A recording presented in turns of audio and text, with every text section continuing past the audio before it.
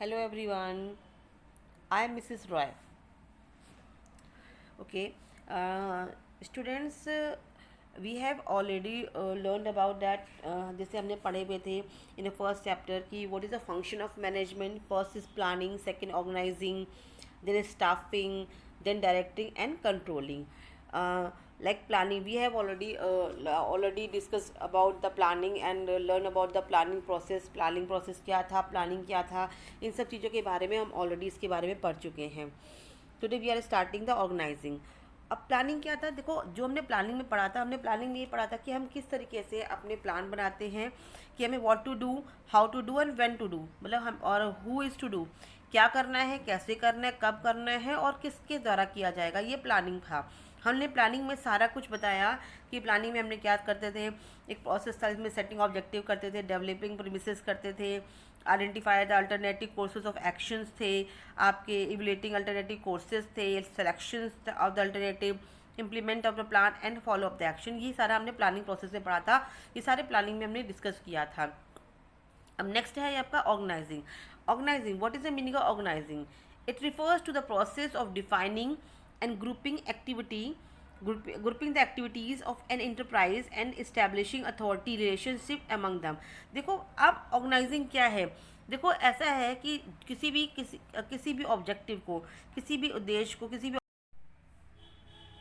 Form, किसी भी organisation या किसी फॉर्म, हम फॉर्म में हैं, किसी कंपनी का मेन मोटिव क्या होता है? प्रॉफिट अर्न करना, राइट ना. ये सबसे मेन मोटिव होता है कि प्रॉफिट अर्न करना.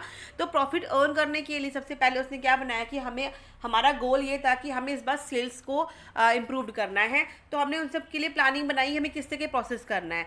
अब प्लानिंग में तो हमने एक स्ट्रक्चर बना दिया, एक फ्रेमवर्क बना दिया कि हमें प्लानिंग ऐसे करनी है. अब आता है ऑर्गेनाइजिंग, जिसमें क्या करते हैं हम, ये जो एक्टिविटी है, जो हमारी जो भी हमने प्रोसेस बनाया है कि हमें एक फ्रेमवर्क तैयार किया है, प्लानिंग करी है, उसको ऑर्गेनाइज करना है. जैसे मान लीजिए आप अब किसी स्कूल में पढ़ते हैं. अगर हमारा जो स्कूल है उसमें किसी ने ये बोला कि अब की बार हमने क्या करना है, स्पोर्ट्स डे फंक्शन को ऑर्गेनाइज करना है. तो स्पोर्ट्स डे फंक्शन के ऑर्गेनाइज से हायर अथॉरिटी ने बोला स्पोर्ट्स डे फंक्शन ऑर्गेनाइज करना है. देन प्रिंसिपल, वाइस प्रिंसिपल तक बात पहुंची. वाइस प्रिंसिपल ने वाइस प्रिंसिपल को दिया, तो वाइस प्रिंसिपल ने क्या किया, स्पोर्ट्स टीचर्स को बुलाया और उनको एक्टिविटी के बारे में समझाया कि क्या क्या फंक्शन होने हैं. तो अब स्पोर्ट्स टीचर ने क्या किया, अलग अलग टीचर को असाइन किया और उनको वर्क दिया. हर एक को अलग अलग वर्क दिया कि आपको ये करना है, और उनको उनके तहत उनको राइट्स भी दिए कि आपके ये राइट्स है, आपको ये करना है. और सारे मिलकर अगर देखा जाए 4 या 5 जितने भी पर्सन मिलकर क्या कर रहे हैं, एक एक्टिविटी को, यानी अगर ग्रुप ऑफ एक्टिविटी है तो ये एक चीज़ है, यानी एक एक्टिविटी है, यानी कि आपका हो गया स्पोर्ट्स डे फंक्शन, उसको ऑर्गेनाइज करना है. तो सारे मिलकर एक ही डिपार्टमेंट के लिए काम करें, सारे जो ग्रुपिंग है सब एक ही एक्टिविटी को लेकर काम कर रहे हैं. ये हमारा क्या कहलाता है, ऑर्गेनाइजिंग. सेम हमारे इसमें होता है, बिजनेस में होता है. It refers to the process of defining and grouping the activities of an enterprise and establishing authority relationship among them. यानी कि ये अगर देखा जाए तो ये प्रोसेस उसको किया जाता है, उसको किया जाता है जहाँ पर सारे लोगों के सबके अधिकार हैं. इसमें एक एक्टिविटी बताई जाती है जिसमें सबके अपने अपने अधिकार इन्वॉल्व होते हैं, मतलब उनके राइट्स होते हैं उनको करने के लिए, और ये सारे मिलकर किसी एक डिपार्टमेंट एक्टिविटी को पूरा करते हैं. ये हमारा क्या कहलाता है, आपका ऑर्गेनाइजिंग. क्या कहलाता है आपका ऑर्गेनाइजिंग, ठीक है.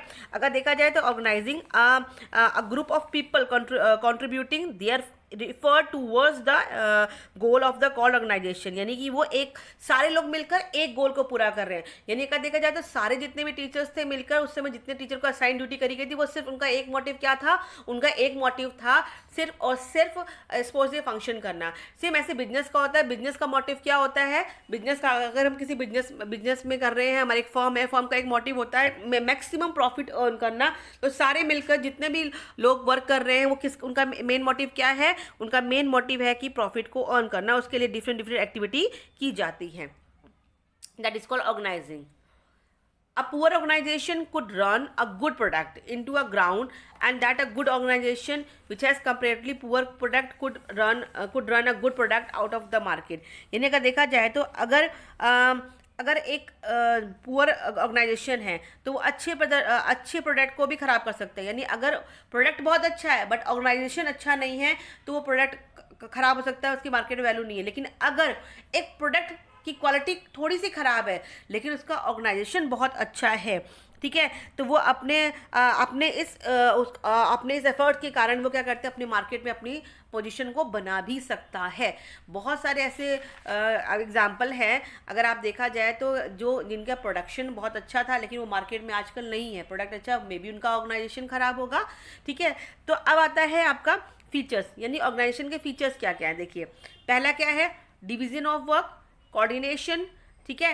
देखो, डिवीजन ऑफ वर्क यानी सबसे पहले क्या करना है आपको, डिवीजन ऑफ वर्क का मतलब ये हुआ कि हमें पहले कार्य को डिस्ट्रीब्यूट करना है, बताना, मतलब लोगों को बताना कि अलग अलग लोगों को अलग अलग उनके कार्य के बारे में उनको समझाना है।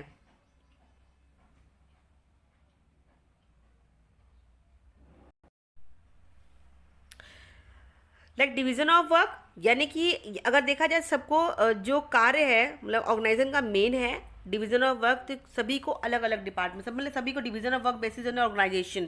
अगर हम इनकी बात करें, it can be no organisation without division of work. बिना डिवीजन ऑफ वर्क के कोई ऑर्गेनाइजेशन नहीं है। कोई एक पर्सन सारे काम नहीं कर सकता, तो उनको क्या करना पड़ता है, अपने वर्क को डिवाइड करना पड़ता है। सबसे पहले डिवीजन ऑफ वर्क करा जाता है कि हमने डिवाइड किया इनटू मैनी डिपार्टमेंट, यानी कि एक ऑब्जेक्टिव को पूरा करने के लिए, इंटायर वर्क को पूरा करने के लिए हम बिजनेस के, हम उनको अलग अलग डिपार्टमेंट में डिवाइड करते हैं। जैसे आपको पता है, सेल्स डिपार्टमेंट अलग होता है, आपका परचेज डिपार्टमेंट अलग होता है तो सबका एक ही है कि हमने अपने सेलिंग इतनी करनी, लेकिन सबका अलग अलग डिपार्टमेंट होता है। तो इसी तरीके से सबका डिवीजन वर्क कार्य को अलग अलग डिवाइड कर दिया जाता है। उसके बाद कोऑर्डिनेशन इज वेरी इंपॉर्टेंट। देखो, सभी को अलग अलग तरह के कार्य किए गए। जैसे मान लीजिए, अगर हम स्पोर्ट्स डे की बात कर रहे थे, तो हमने ये बताया कि एक टीचर को असाइन किया गया कि आपको स्पोर्ट्स में कौन कौन से स्पोर्ट्स कराने हैं।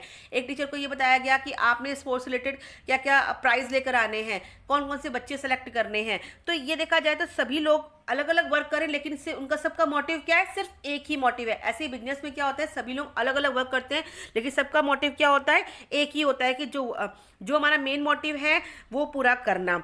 ठीक है। अगर देखा जाए तो लोग के वर्क, उन सब ग्रुप के जितने भी लोग हैं, पीपल हैं, उनके वर्क अलग अलग है, लेकिन सबका एक ही मोटिव है। नेक्स्ट है प्लुरलिटी ऑफ अ पर्सन, यानी ग्रुप ऑफ अ पर्सन। जैसे देखा जाए तो एक ऑर्गेनाइजेशन जो होता है, ग्रुप ऑफ अ पीपल, यानी एक ऑर्गेनाइजेशन, लेकिन अनेक लोगों के साथ एक ही संगठन है। ठीक है।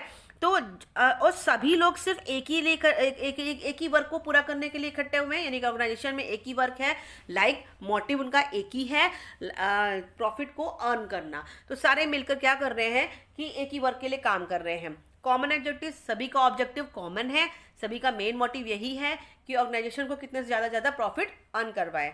Organisation is a machine of a management, right है। ऑर्गेनाइजेशन एक मशीन की तरह काम करता है मैनेजमेंट के लिए। अगर जिस तरह से जो मशीन है हमारी, अगर उनका कोई भी स्क्रू खराब हो जाए तो मशीन वर्क नहीं करेगी। सेम ऐसे ही अगर ऑर्गेनाइजेशन में कोई एक पर्सन अपनी ड्यूटी ढंग से नहीं कर रहा है, रिस्पॉन्सिबिलिटी नहीं ले रहा है या अपना वर्क नहीं कर रहा है, तो हम अपने मोटिव तक कभी भी नहीं पहुंच सकते हैं। हम ये एक इम्पॉर्टेंट पॉइंट है। अगर मान लीजिए गलती से हमने किसी को जो वर्क देना था वो ना देकर किसी और को दे दिया, तो वो कभी भी सक्सेस नहीं हो पाएंगे हमारा मोटिव। तो ये ऑर्गेनाइजेशन में है कि features of organisation, division of work, coordination, plurality of a person, common objective, organisation is a machine of management.